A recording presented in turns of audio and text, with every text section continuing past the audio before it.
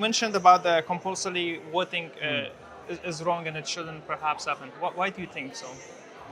Well, the thing about compulsory voting and democracy these days, at the end of the day, it does all come down to voting, right? We have a lot of discussion about citizens' assemblies and other methods of participation, but still, in most democracies, political power is decided at the ballot box. So the more people who are there on the day casting their vote, Yeah. the stronger and healthier that democracy is likely to be. Yes. And there's a lot of different tools that you can look at doing that. But some form of compulsory voting, whether it's for everybody, whether it's for young people just the first time, is a particularly powerful way to make sure that everybody is at the ballot box. It does have significant weaknesses for sure. There are questions about the fact that you're forcing people to participate in a process they might not want to. But there's enough experience, I think, from places who have had it that it's worth continuing that discussion about, okay, maybe there's something here that we should be looking at. And that's what we're going to be doing over the next couple of days. I see.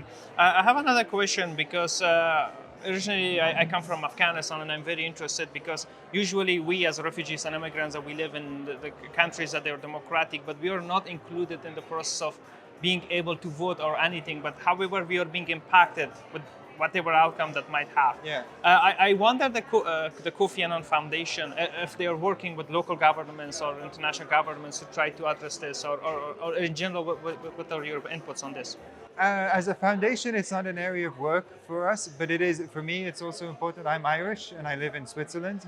And thankfully with Ireland, there are some provisions for me voting there still. Yeah. But also as important is that there are some provisions for me being able to vote in Switzerland.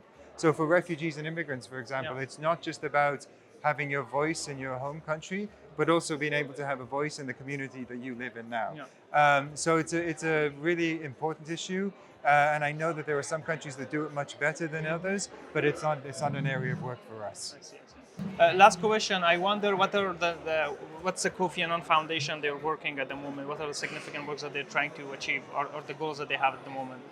Well, we have a number of different programs, but I think that the biggest thing that we're trying to work on at the moment, the most important element, is the youth democracy nexus. So we have a lot of work on democracy. We've got other programs on young people and leadership, but now we're really trying to bring those two together and address the problem of, look, the world is very young.